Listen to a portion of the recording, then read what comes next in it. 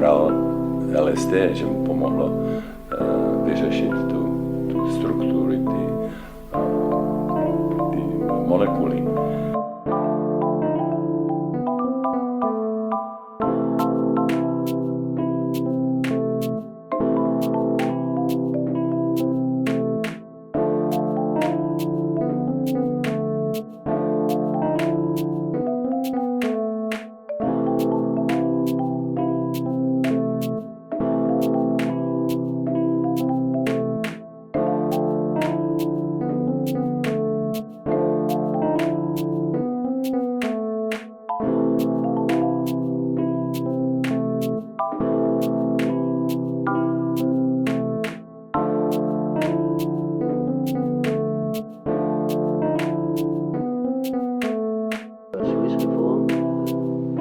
Make you attend church regularly? Oh, well, that was quite natural. Yes. Everybody went to church.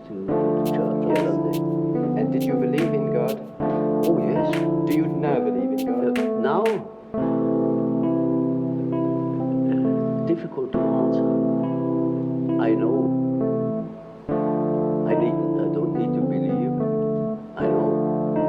Uvědomovali si to všechny antické kultury, uvědomovali si to všechny předindustriální domorodé kultury a věnovali spoustu času tomu, aby vytvořili metody, jak navodit tyhle změněné stavy vědomí.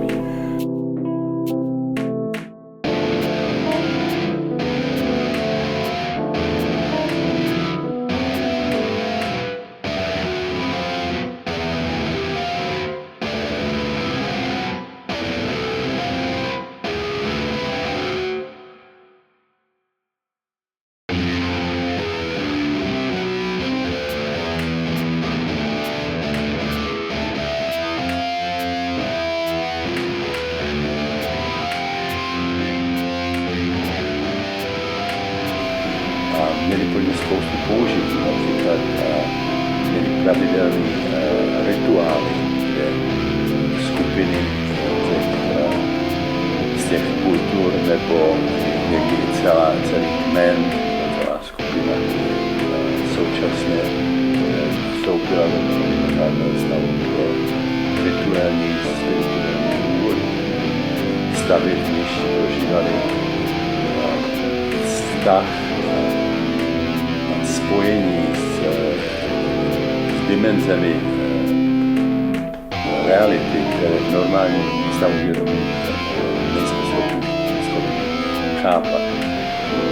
A používali je také pro řadu dalších účelů, například léčení těch domorodých neurologických. Vždycky se dělo v těch změněných stavech vědomí. Počátky té kariéry šamanů vždycky začaly velice silným změněným stavem vědomí, když oni sami se vyléčili a teď se naučili léčit. Když se vrátili do toho kmene, tak tam zaujali velice úlohu.